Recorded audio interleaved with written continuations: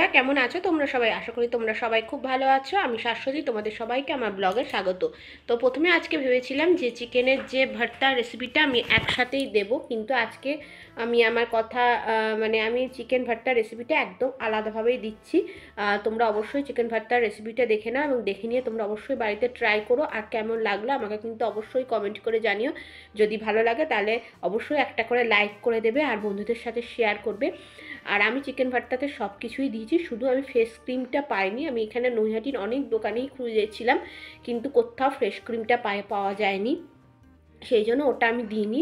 হ্যাঁ, ফ্রেশ ক্রিমের জায়গায় আমি দুধের সর তুলে দিয়েছি, সেটাও তোমাদেরকে দেখিয়ে দেবো। এভাবেও করে দেখবে, কিন্তু চিকেন ভর্তা কোনো রকমভাবেই মানে তোমার টেস্টে কিছু খারাপ হয় না।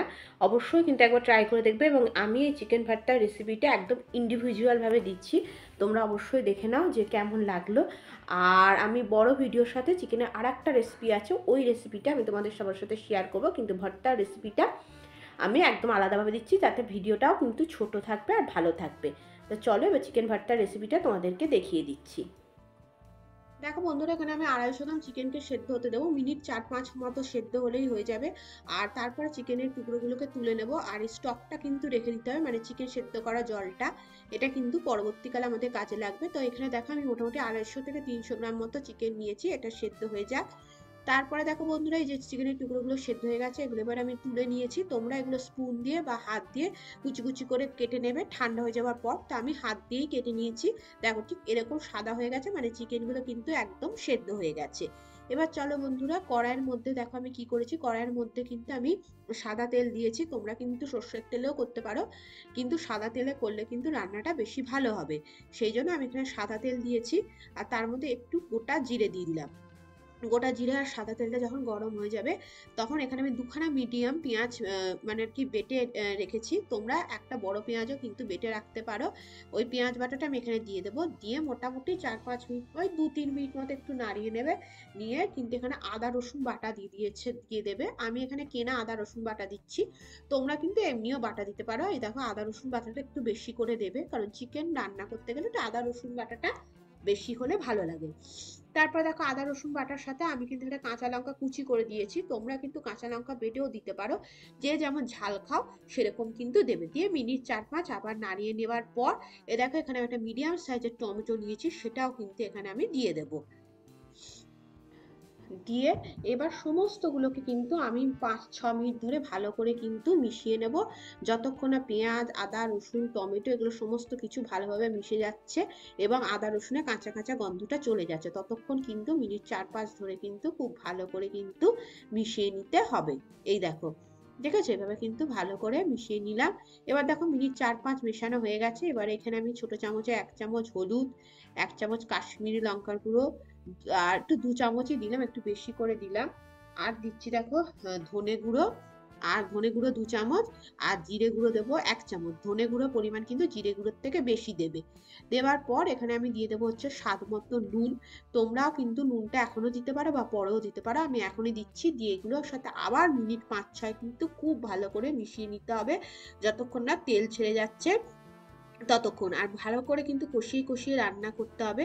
আর তারপরে দেখো আমি এখানে দিয়েছি একটুখানি গরম মশলা। গরম মশলাটা আমি প্রথমে দিতে ভুলে গেছি, তাই এখন দিয়েছি। দেওয়ার পরে দেখো বন্ধুরা, আমি এখানে চিকেনের যে সেট করা চিকেনটাও কিন্তু দিয়ে দিয়েছি। দিয়ে দেওয়ার পর এটাকে খুব ভালো করে কিন্তু আমি মিশিয়ে নিচ্ছি। এভাবে কিন্তু খুব ভালো করে মিশিয়ে নেবার পর তারপরে দেখবে বন্ধুরা, আমি এখানে যে চিকেন স্টকটা করে রেখেছিলাম, সেই চিকেন স্টকটা এখানে এই দেখো আমি এখন দিয়ে দিচ্ছি। আর ভালো করে কষিয়ে কষিয়ে রান্না করলে কিন্তু স্বাদটা খেতে খুব সুন্দর হয় এবং খাবারটাও মানে বেশি ভাল লাগবে। আর এখানে দেখো আমি 2 চামচ পোস্ত কাজু বাদাম নিয়েছি, তোমরা পোস্তর জায়গায় কিন্তু 4 মগজও নিতে পারো।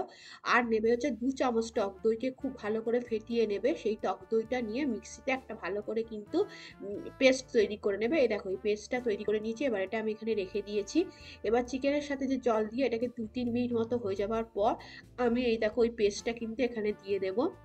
এবং দিয়ে দেওয়ার পর আবার এটাকে কিন্তু ভালো করে মেশাতে হবে। চিকেনটাকে খুব বেশি মেশাতে হবে না, কারণ চিকেনটা কিন্তু আগে থেকেই সেদ্ধ হয়ে আছে, তাই জন্য ভালো করে মিশিয়ে নেব।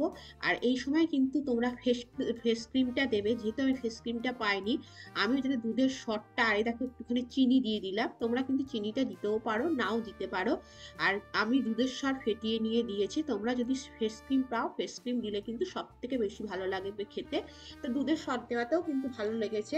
এবার দেখো এটাকে খুব ভালো করে মিশিয়ে আবার 4 থেকে 5 মিনিট মতো হতে দিতে হবে। যতক্ষণ এই মানে এটা পুরো মাখো মাখো হয়ে যায় ততক্ষণ কিন্তু হতে দিতে হবে। হয়ে যাবার পর দেখবে বন্ধুরা, এখানে তুমি একটুখানি এই দেখো কসুরি মেথি দিয়ে দেবে আর একটু বাটার দিয়ে দেবে।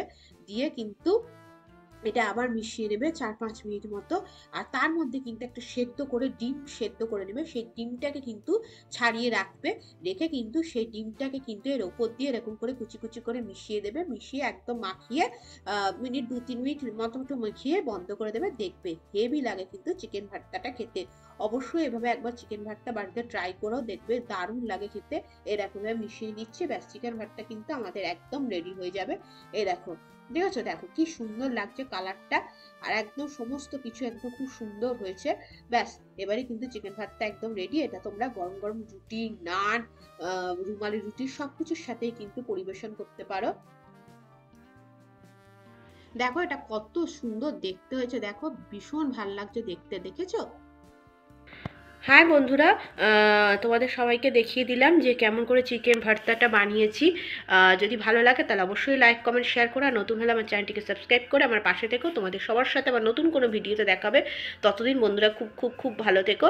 আর অবশ্যই বাড়িতে একবার কিন্তু চিকেন ভর্তাটা বানিয়ে দেখতে পারো। এবং এটা কিন্তু রুটি, পরোটা, নান উভয়ের সাথে খেতে কিন্তু খুব ভালো লাগে। যদিও আমি রুটির সাথেই খেয়েছি এবং রুমালি রুটির সাথেও খেতে কিন্তু এটা খুব ভালো লাগে। খেয়ে একবার দেখো।